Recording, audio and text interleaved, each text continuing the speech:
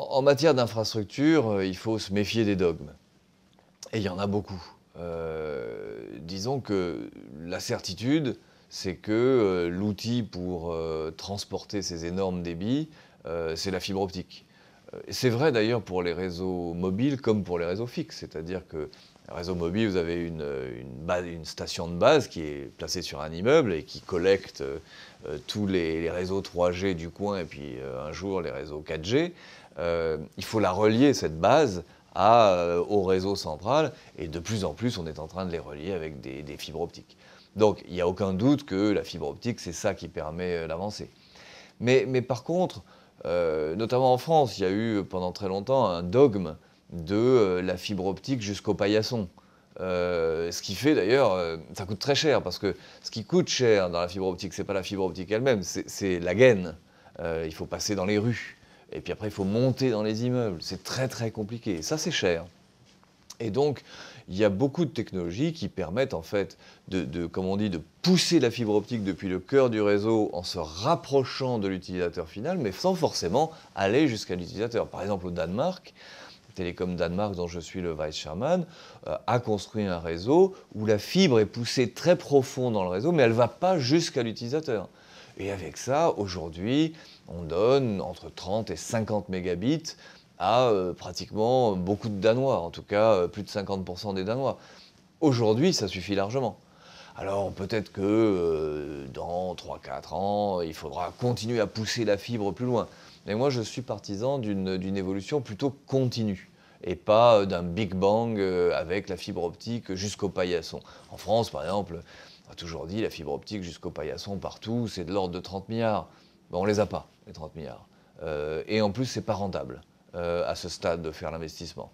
Donc il vaut mieux, je crois, pousser la fibre optique aussi loin qu'on peut avec un coût plus modeste, commencer à donner des débits, parce que l'ADSL, comme on sait, ça va jusqu'à 18 mégas. Quand on pousse la fibre optique un peu plus loin, on arrive à des technologies type VDSL, et là on arrive à 30-50 mégas comme on a au Danemark ou comme les Belges ont fait. Ça suffit largement, ça permet vraiment d'avancer, et puis au fur et à mesure, on continuera à pousser les investissements. Moi, je crois à cette continuité. C'est ce que Numéricable a fait, en fait, en France, puisqu'on avait un réseau de câbles, et on a transformé ce réseau de câbles en poussant la fibre optique jusqu'au bloc d'immeuble, si vous voulez, ou même jusqu'à la cave de l'immeuble. On n'a pas touché le reste du réseau historique coaxial. Ça permet de faire à beaucoup moins cher et de donner 100 mégabits, ce qui, aujourd'hui, est largement en ligne avec les besoins du marché. Et de nouveau, si on veut continuer, on continue. Donc voilà une approche un peu pragmatique sur la régulation.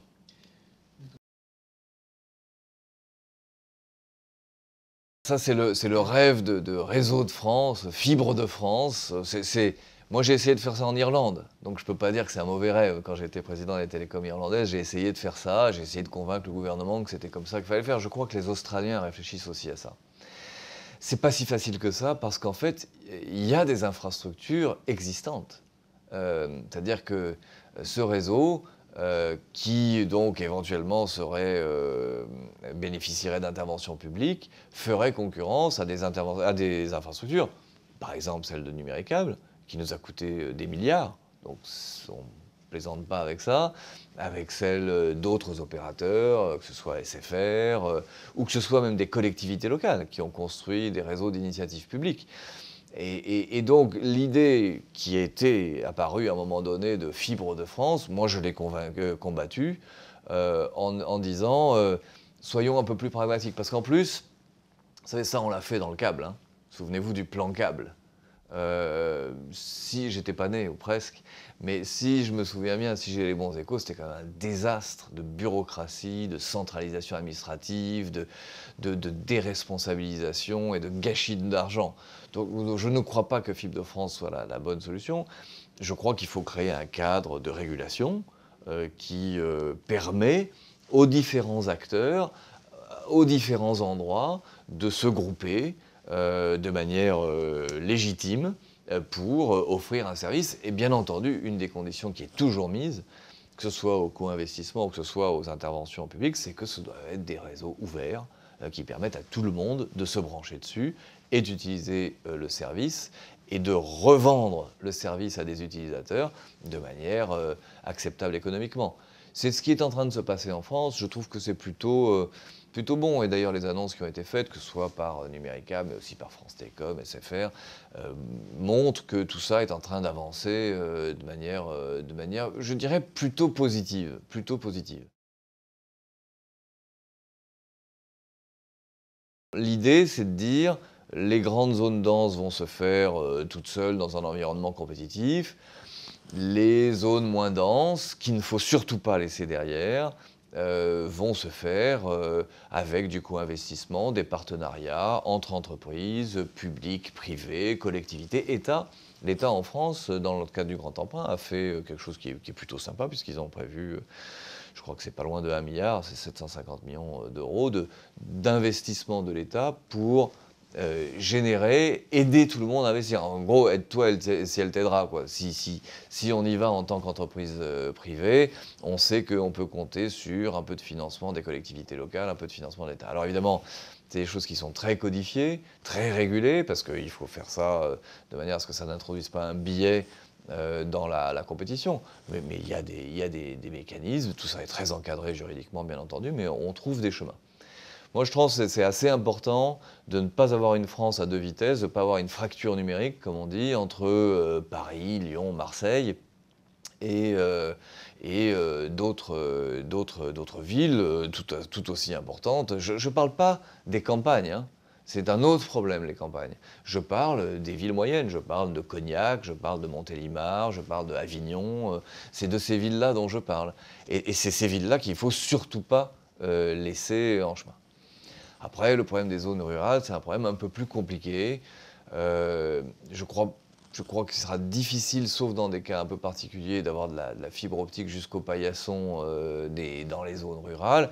D'un autre côté, il faut aussi dire que si j'ai choisi d'habiter dans une zone très éloignée, je ne peux pas demander à ce que l'autoroute ait une sortie juste au pas de ma porte.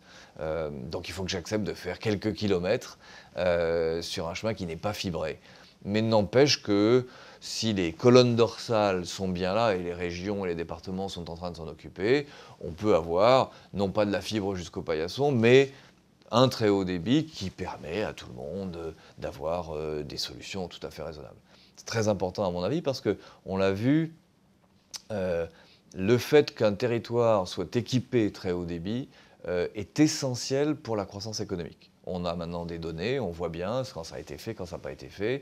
Les entreprises restent, les entreprises se créent, les entreprises même personnelles. Ça veut dire que, par exemple, un avocat a besoin de très haut débit pour travailler. S'il ne trouve pas de très haut débit dans sa ville ou dans son village, il va avoir tendance à déplacer son cabinet.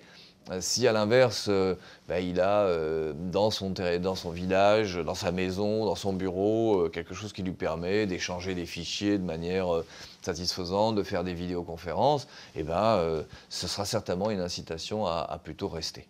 Donc c'est très important.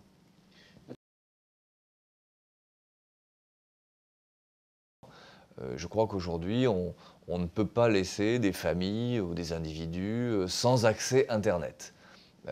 Et vous savez, l'accès Internet, souvent on dit, bon, c'est pas si cher que ça, c'est 30 €, 35 € par mois.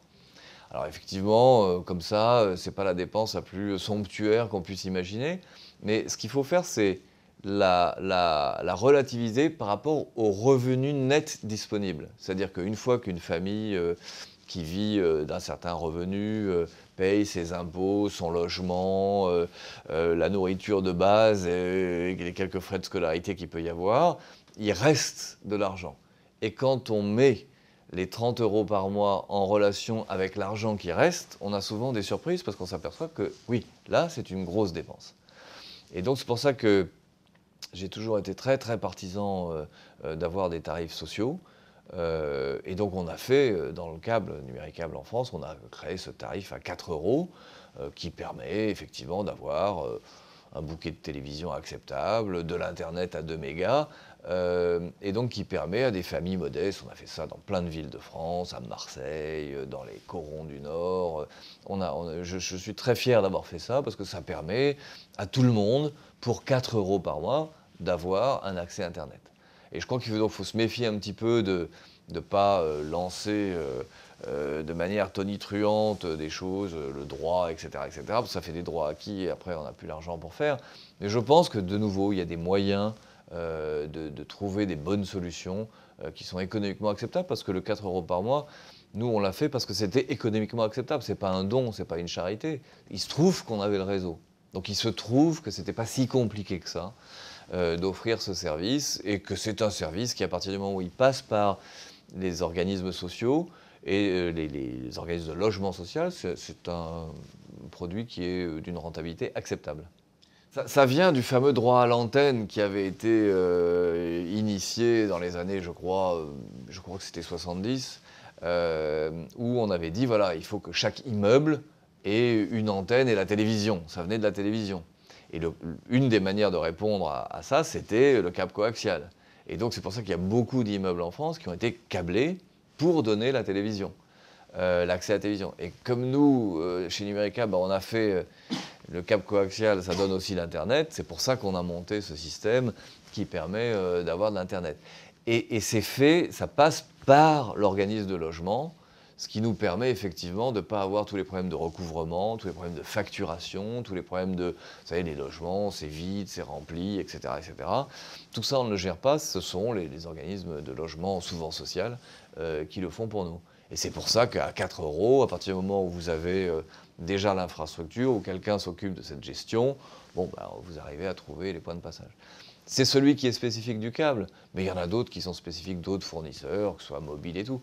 Je crois que de nouveau, ce qu'il faut faire, c'est de la créativité. Moi, je crois beaucoup à la négociation, à trouver les points de passage de manière informelle et commerciale, avec de la bonne volonté. Je crois que si on a ça, et de temps en temps, un peu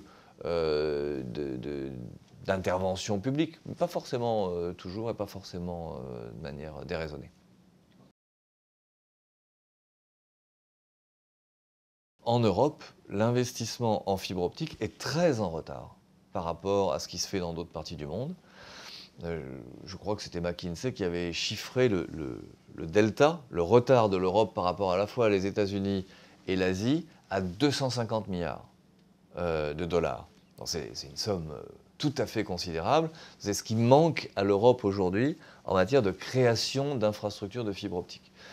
Une des raisons, je pense, c'est que la régulation n'était pas assez favorable par rapport à l'investissement. On a l'impression, si vous voulez, que les opérateurs, que ce soit les télécoms, notamment historiques, mais aussi les opérateurs alternatifs, comme moi j'ai été des deux côtés, à la fois Télécom Danemark, Aircom, BT, et puis maintenant Numéricable.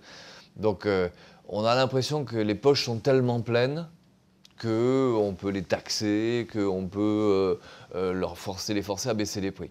Il faut faire attention, il y a quand même une rationalité, il y a quand même des marchés boursiers, des investisseurs, des actionnaires qu'il faut respecter et qui sont assez réticents à permettre l'investissement si l'environnement n'est pas suffisamment ouvert. Donc je pense qu'il y a une nécessité de rebalancer un peu les objectifs, et c'est en train d'être fait. Le nouveau commissaire européen, Neelie Kroes, a indiqué une volonté beaucoup plus affirmée de balance entre à la fois le consommateur et l'investissement des opérateurs.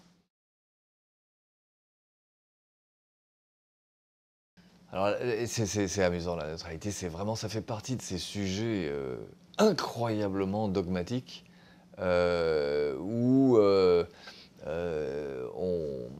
on est beaucoup dans l'invective et la réaction très émotionnelle, et souvent on ne regarde pas forcément la réalité des chiffres et des données.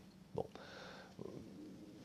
Disons que la posture, c'est souvent de dire, vous avez d'un côté les Google et autres, Apple, iTunes, qui disent nous, on veut balancer nos vidéos, nos applications de manière totalement libre, incontrôlée, etc., etc. Et puis vous avez de l'autre côté les opérateurs qui disent mais ça va pas, tout ça coûte beaucoup d'argent et il faut absolument qu'on investisse, et si c'est free lunch, comme on dit, gratuit pour tout le monde, ça va pas le faire.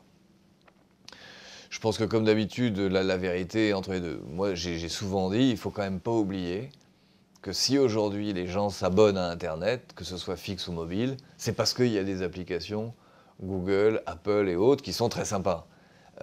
Si ces applications n'existaient pas, beaucoup de gens ne s'abonneraient pas et ne paieraient pas 35, 40, 45 euros par mois pour avoir le produit. Donc, bon, il faut être quand même reconnaissant à ces entreprises. Moi, ce qui m'a toujours frappé, et c'est vrai que du fait de cet abonnement, de ces capacités d'abonnement, c'est vrai que les telcos, que ce soit historiques ou alternatives, ont de quoi investir. Il ne faut pas non plus crier misère. Moi, ce qui m'a toujours frappé, c'est la disproportion des usages. Par exemple, en Ukraine, c'est 2000 clients. Moi, j'ai 1,5 million de clients en Ukraine. Et ben, c'est 2000 clients sur 1,5 million qui utilisent 50% de la capacité du réseau. 2000 clients utilisent 50% de la capacité du réseau.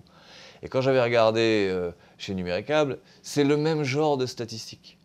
Et j'avais montré au régulateur qu'en fait, ces quelques clients, une poignée de clients, c'était l'équivalent de charger 800 DVD par mois. Alors, est-ce que c'est un usage qu'on peut considérer comme raisonnable? Non, on peut dire 10, 20, 50 DVD par mois, ça paraît un usage, et après tout, les gens font ce qu'ils veulent. Mais quand on arrive à 800, d'abord, il y a un peu de suspicion sur est-ce que ces activités sont vraiment légitimes, mais au-delà de ça, de toute façon, ce n'est pas un usage qui est raisonnable. Et c'est ce chiffre qui est vraiment frappant. 2000 personnes en Ukraine, où la régulation est un peu moins forte. Moi, j'ai dit clairement à ces clients, écoutez, vous avez le droit d'utiliser toute la bande passante que vous voulez, mais si vous dépassez ce qu'on appelle un fair usage, un usage raisonnable, ben, il faut payer un peu plus. Et je pense qu'on ira vers ça. Alors évidemment, dès qu'on dit ça, il y a une levée de bouclier, c'est oh là là, la liberté de l'Internet. Personne n'a parlé d'empêcher la liberté de l'Internet. En fait, voilà, il y a quelques centaines de clients, quelques milliers en France, mais pas beaucoup plus, qui ont un usage tout à fait immodéré. Et donc, il n'y a aucune raison pour que ces gens-là payent la même chose que vous et moi qui avons une consommation de quelques gigs normale. Voilà. Donc ma ligne, c'est ça, sur la neutralité. Alors dès qu'on en parle, il y a des levées de bouclier, mais petit à petit, l'idée fait son chemin. Petit à petit, l'idée fait son chemin, et j'espère qu'un jour, on arrivera à trouver quelque chose qui satisfasse tout le monde. De la même manière que, vous voyez, Adopi en France, petit à petit, l'idée que, oui, on n'a pas le droit de pirater, que c'est pas bien, et que ça fait du mal à une industrie, et donc il faut essayer de trouver des points de passage quand même. Je pense que c'est une idée qui petit à petit fait son chemin. Moi, la première fois que j'avais vu ça, c'était chez BT, où j'avais, avec Scotland Yard, décidé de filtrer les sites pédopornographiques. Et j'avais eu la même levée de bouclier sur la liberté de l'Internet, que j'étais le premier après la Chine à filtrer. Et moi, j'avais dit, non, la liberté de l'Internet, elle s'arrête à la pédopornographie. C'est pas acceptable. On peut pas laisser faire ça. C'est un peu pareil. Là c'était bon. Là, j'ai eu gain de cause en 2003 parce que c'était quand même un sujet très clair. Mais je crois qu'aussi sur la piraterie des contenus, petit à petit, on arrivera à trouver les bons points de passage.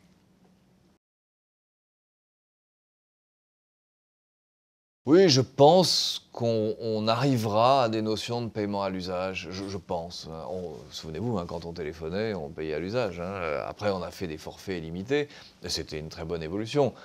Bon, vu les variations de consommation qu'on a, il n'est pas impossible qu'on ait... Mais ça peut être des bandes, vous savez, ça peut être, voilà, je suis dans telle bande, je paye ça, je veux passer dans telle bande, je paye un peu plus. Et on n'est pas en train de parler de sommes délirantes. Parce que l'Internet très haut débit, que ce soit mobile ou fixe, dès que vous mettez des prix déraisonnables, les gens arrêtent de consommer.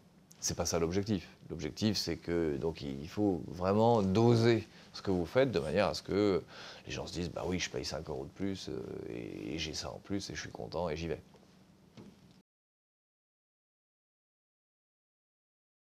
Je pense que cette délinéarisation et cette ouverture des contenus, c'est la vraie révolution.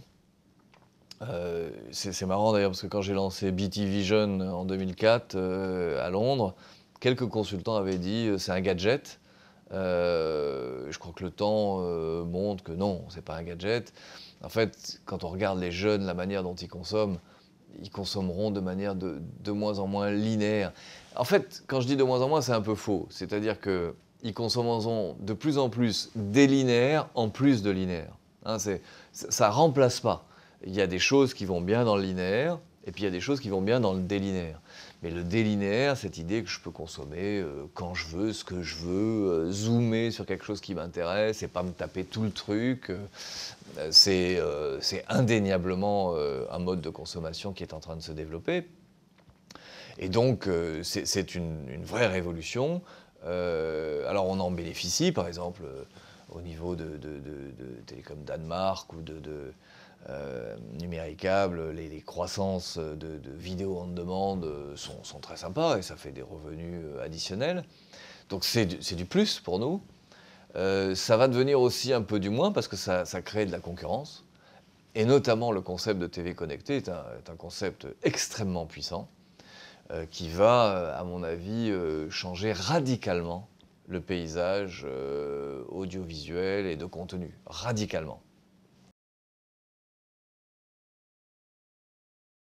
Alors en fait, il y a toute une chaîne, hein. Il y a les éditeurs de contenu, il y a les opérateurs, il y a les gens qui créent des plateformes comme Google, et il faut réaligner tout ça. Alors il y a eu un petit peu des pas de clair, comme on dit, des erreurs tactiques, parce que évidemment, si au niveau des éditeurs de contenu, on ouvre trop largement aux gens comme Google et aux applications gratuites, ça peut être très dangereux pour certains contenus. Il y a des contenus qui s'y prêtent bien, parce qu'ils vont être financés par de la pub.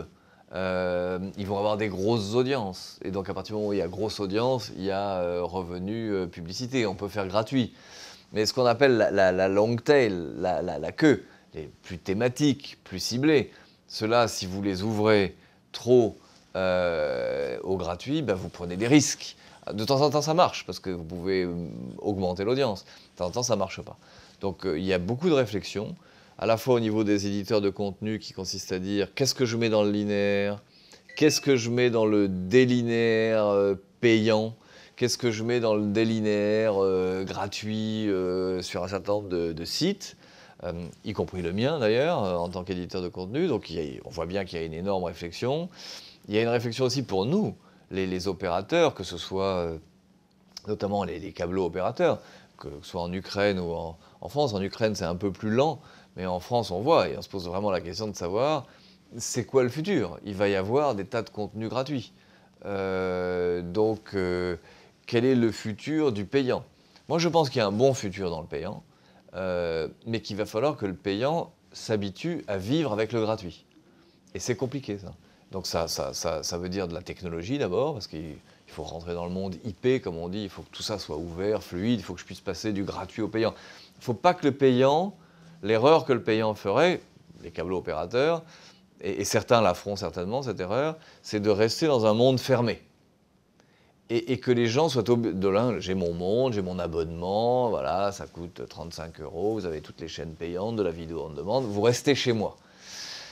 Je pense que si on fait ça, on perdra des abonnés. Parce qu'il y a des gens qui diront « Non mais moi j'ai envie de sortir », ils sortiront et puis ils iront voir d'autres choses, et puis sortir et rentrer c'est trop compliqué, donc ils resteront dehors. La force du câble, ça a été de créer ou du satellite, hein, ça a été de créer des environnements de consommation. Parce que les gens, ils vont se retrouver avec une télécommunauté, vous vous retrouvez avec un monde de consommation gigantesque, un univers de consommation gigantesque. Alors il y a les 5% ou 10% de geeks qui vont aller se balader, qui adorent se balader, mais beaucoup de gens ne consomment pas comme ça. Et il y a beaucoup de gens qui aiment bien un confort de consommation, ils aiment bien aller à cet endroit-là parce qu'ils savent qu'ils trouvent, ils veulent aller que ce soit facile, que ce soit convivial. Et ça, c'est ce que le câble ou le satellite, on sait bien faire. Donc c'est cette expérience qu'il faut arriver qui était uniquement payante, qu'il faut arriver à mettre dans maintenant le payant et le privé et le public, enfin et le gratuit, pour faire en sorte que l'expérience client soit bonne. En fait, tout ça, ça revient à chaque fois à il faut que les clients soient contents de ce qu'ils aient.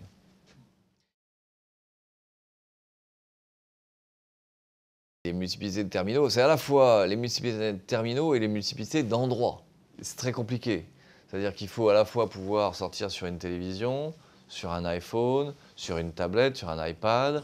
Il faut pouvoir le faire dans la maison, mais il faut pouvoir le faire, si possible, hors de la maison. Là, ça devient très compliqué parce qu'on passe par des réseaux publics. Il y a tous les mécanismes de protection des auteurs, de cryptage. Mais on voit bien que ce que les gens veulent, c'est ça. Ce que les gens veulent, c'est avoir plein de télés, avoir le même contact, le même contenu sur les télés, dans la maison, sur les portables, sur les tablettes.